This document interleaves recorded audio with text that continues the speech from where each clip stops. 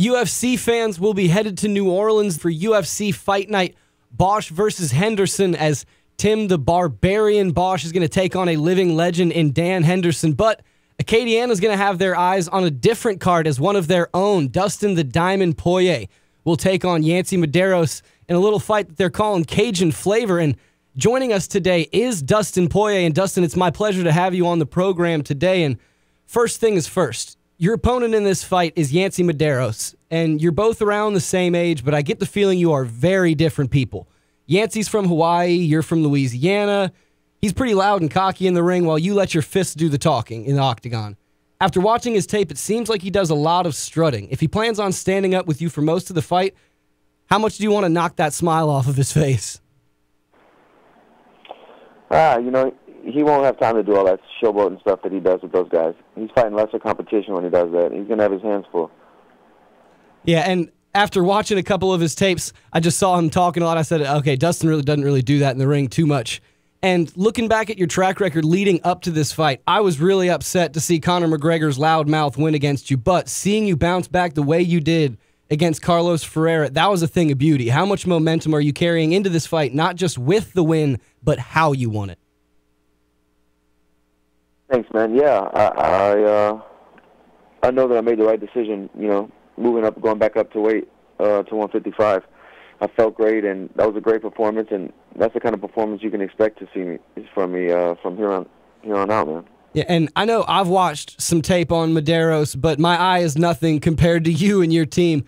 Clearly, without giving away any of your game plan, can you outline to the folks how you think this thing might play out once the gloves are on? Because I see an exciting fight.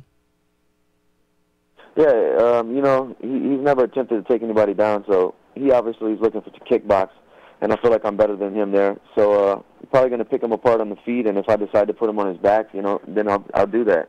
But the fight's going to go where I want it to. I'm going to be in charge in there, man. Yeah, and he's a guy with a lot of reach, so when you're talking about taking control, will these fans see a fight taken to him early on in the rounds? We'll see how it plays out, We'll see how aggressive he is and how he's moving. But his reach isn't going to play a part, really, because he has bad footwork, So he's kind of not using his arms for his full advantage, by not using his good footwork and moving the way he should by being long. All right, and Lafayette is still riding high after watching what Daniel Cormier did to Anthony Rumble Johnson. After seeing him lift the light heavyweight title, first off, how proud of Lafayette were you watching that? And I understand you guys don't train in the same camps, but the Acadian blood must have been pumping when you watched him raise that belt.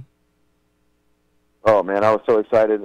We actually text a lot back and forth and talk to each other every now and then. So I text him the next day, and, he texted me back. He was excited to hear from me. And, it's awesome to have a world champion come from the same town, in Acadian Parish, and it's just awesome, man. If he can do it, I can do it. Anybody can do it, Yeah, and you're gonna have a lot of support because you're gonna be fighting in New Orleans, in Louisiana. How exciting is that for you to be able to fight somewhere that you can call your home state and know you have some fans in there that might know your name a little better? Man, it feels good, but just to be on Louisiana soil and back in New Orleans, it's awesome, man. I feel good energy out here, and I'm just glad to be home. All right, and since I'm a bit of an MMA nerd, I'm curious to know, who in your sport do you find fun to watch? I understand you're probably working a lot. You don't get that much downtime to just watch for pleasure, but a lot of people pick their favorites. I want to know who you always make sure to watch when you know they're about to get after it.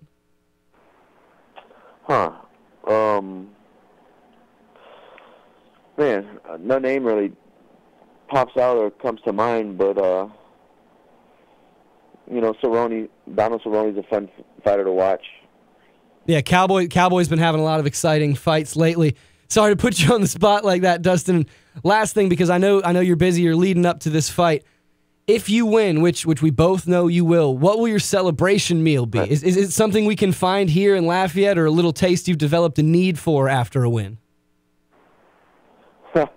Man, I'm going to spend the night Saturday night here in New Orleans, and then I'm renting the car and driving straight back to Lafayette. And if you're looking for me, you can catch me at Dino's Pizza probably the whole week, just eating and drinking beer. There it is, pizza and beers, the celebration for you. Well, Dustin, I appreciate the time, but before I let you go, one last question.